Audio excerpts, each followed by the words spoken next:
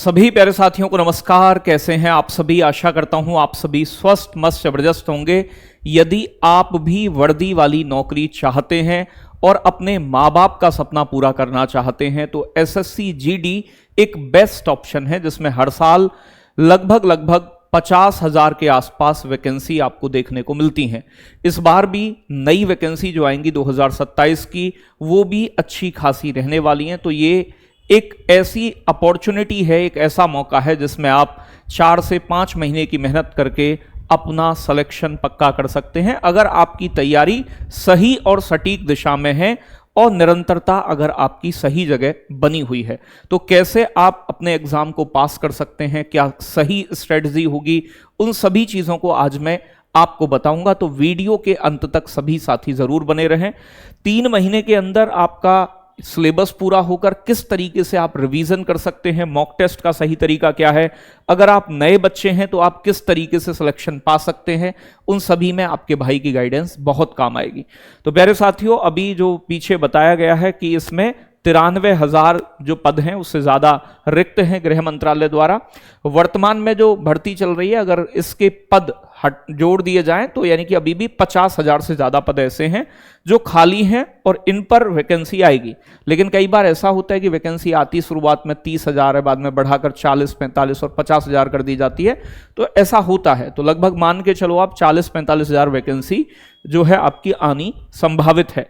इसमें एज 18 से 23 ली जाती है। ठीक है भाई, ओबीसी के लिए 18 से 26 है, जनरल के लिए 18 से 23 है और एससी एसटी के लिए 18 से 28 है। ठीक है भाई, आपने 10वीं पास की हो, आप फॉर्म भर सकते हैं और आपको इसमें जाति प्रमाण पत्र चाहिए अगर रिजर्वेशन ले रहे हैं आप कोई भी कैटेगरी का, और मूल निवास प्रमाण पत्र और ईडब्ल्यूएस जनरल कैटेगरी वाले बच्चों का नया फाइनेंशियल ईयर का आपके पास होना चाहिए। एग्जाम पैटर्न क्या होता है? कंप्यूटर बेस्ड टेस्ट होता है, एक ही पेपर होता है, 10वीं के लेवल की ही चीजें पूछी जाती हैं। इसमें 80 प्रश्न जो हैं सभी प्रश्न ऑब्जेक्टिव होते हैं। 160 नंबर का यानी कि 2 नंबर का एक प्रश्न होता है।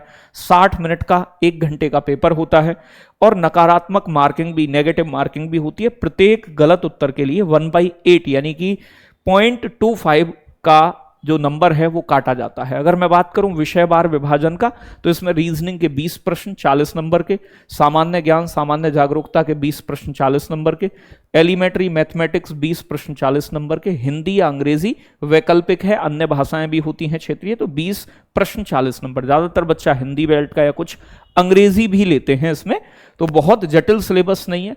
अब देखो, प्रतिदिन आपका एक शेड्यूल होना चाहिए, एक टाइम टेबल होना चाहिए पढ़ने का कि मुझे आज पढ़ना है। ऐसा नहीं कि आज मेरे दोस्त की शादी है, आज उसके या जन्मदिन है। तो मतलब एक कंटिन्यूटी, सबसे पहले तो निरंतरता बहुत जरूरी है तैयारी के चरण में। ठीक है, रेगुलरिटी अगर आपकी है तो कोई भी मुकाम आप हासिल कर सकते हैं।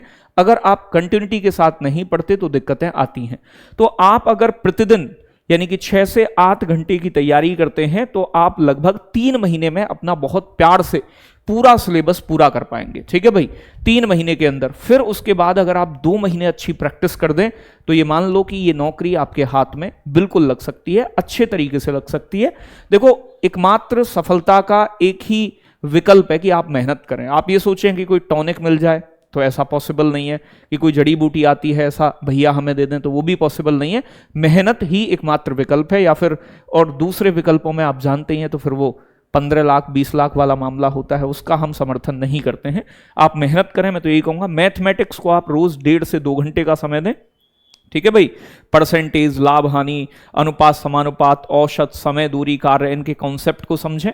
ठीक है भाई, और थोड़ा कैलकुलेशन बहुत ध्यान दें। कैलकुलेशन पर जोड़ देंगे, 15 से 20 मिनट आप रोजाना जोड़ घटाव गुणा तो वर्क करना। ठीक है भाई, आपका कैलकुलेशन मजबूत होगी। बहुत सारे बच्चों की मैथ्स में दिक्कत होती है, तो थोड़ा स्टार्टिंग में पहले अपनी कैलकुलेशन को ठीक करें, फिर मैथ्स को देखें। एक एक चैप्टर की लिस्ट बना लें कि भाई मुझे 2 दिन में 3 दिन में ये चैप्टर पूरा करना है। ये वीडियोस देखी मैंने इस तरीके से। रीजनिंग आसान विषय, वैसे भी मैं कहूंगा 20 में से 15 प्रश्न आप अब भी कर दोगे बिना पढ़े, बहुत ज्यादा नहीं पढ़ी होगी। लेकिन यहां रीजनिंग में आप 19 करके आओ, आप 18 करके आओ, 20 करके आओ, ये स्कोरिंग सब्जेक्ट है, तो इतना किया जा सकता है। तो इसमें कोडिंग डिकोडिंग है, सीरीज है, रक्त संबंध है, इनके लिए आप रोज 1 से 1.5 घंटे, तो 2 महीने में बड़े प्यार से आप रीजनिंग को समाप्त कर सकते हैं।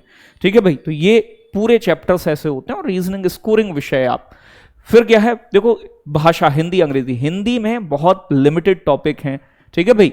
अधिकतर छात्र हिंदी चुनते हैं। रोजाना 1 घंटे भी अगर आप व्याकरण पढ़ोगे, इसमें वोकेबलरी होती है, आपकी याद करने की चीजें हैं, विलोम शब्द, पर्यायवाची शब्द, मुहावरे, ठीक है जी। गद्यांश आता है तो गद्यांश को थोड़ी प्रैक्टिस करें गद्यांश की। तो ये विषय ऐसा है कि आपको अंक दिलाने में सहायक होता है। तो रीजनिंग और हिंदी तो ऐसा है कि आप 18-19 प्रश्न बड़े प्यार से कर सकते हैं अगर थोड़ा ढंग से, अगर आप 3 महीने भी मेहनत कर लें। ऐसे ही अगर आप जीके जीएस में देखोगे, थोड़ा विस्तृत विषय, लेकिन जीके जीएस में एसएससी के पैटर्न को समझें और वो टॉपिक्स देखें जो बहुत पूछे जाते हैं एग्जाम में, तो बहुत बड़ी बात नहीं है। तो जीएस में बहुत अधिक थ्योरी पढ़ने की बजाय स्टैटिक पोर्शन जैसे लोक नृत्य, त्योहार, खेल पुरस्कार, राष्ट्रीय उद्यान, यानी कि पिछले जो पेपर हुए हैं लास्ट 6 से 12 महीने की करंट अफेयर्स पर फोकस करें, क्योंकि 7, 8, 10 क्वेश्चन तक करंट के आ जाते हैं कई बार, ठीक है भाई। इतिहास, भूगोल, विज्ञान जैसे विषयों के लिए यानी कि शॉर्ट में पढ़ें, इन्हें बहुत ज्यादा नहीं। अब विज्ञान देखोगे आप, है तो बहुत बड़ी फिजिक्स केमिस्ट्री, लेकिन 1-2 प्रश्न आते हैं, तो उस पर ज्यादा फोकस करने की बजाय ऐसे टॉपिक्स को चुनें, और उन टॉपिक्स को हम आपको कराएंगे कि कौन से टॉपिक्स एग्जाम में रिपीटेड आते हैं आपके, ठीक है भाई। तो जीके जीएस में 10 विषय हैं, आप देखोगे। लेकिन अगर आप इतिहास, भूगोल, इनकी वो चीजें पढ़ें जो बड़ी महत्वपूर्ण हैं, उनके अपने नोट्स बनाए हाथ से, जो एग्जाम से पहले खुद से रिवाइज किए जा सकें, ठीक है भाई। स्टैटिक जीके पर ज्यादा ध्यान दें। करंट अफेयर्स रोज आप 40 से 45 मिनट पढ़ते रहें, तो करंट अफेयर्स के एसएससी में काफी अच्छा वेटेज रहता है। इन इतिहास, भूगोल की आपको बहुत मोटी किताब बनाने की जरूरत नहीं है, हम लिमिटेड नोट्स आपको देंगे, उनके माध्यम से आपको पढ़ना होगा। और पीवाईक्यूज प्रश्न को आधार बनाएं। 2-3 साल के जो भी एसएससी के पेपर हुए हैं, जीडी के, एमटीएस के, उन पेपर को जरूर एक बार प्रैक्टिस करें। और क्या चीजें जरूरी हैं कि पढ़ाई आपकी मतलब रेगुलर होनी चाहिए, निरंतर होनी चाहिए।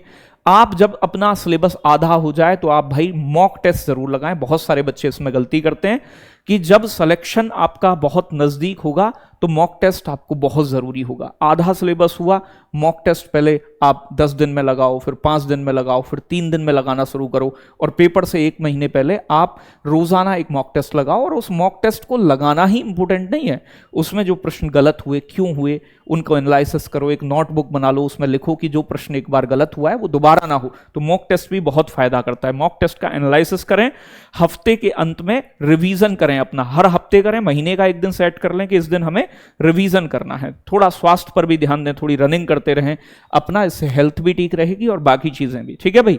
अब देखो ऑनलाइन पढ़ाई का एक सही माध्यम क्या है कि एक तो भैया अच्छे टीचर्स हों, आपके कंटेंट अच्छा हो, TWA पर आप ट्रस्ट कर सकते हैं। इस मामले में हमने बहुत सालों में बहुत कुछ बच्चों को दिया है और वो कंटेंट दिया है जिससे कि वो सिलेक्शन ले पाए, ठीक है।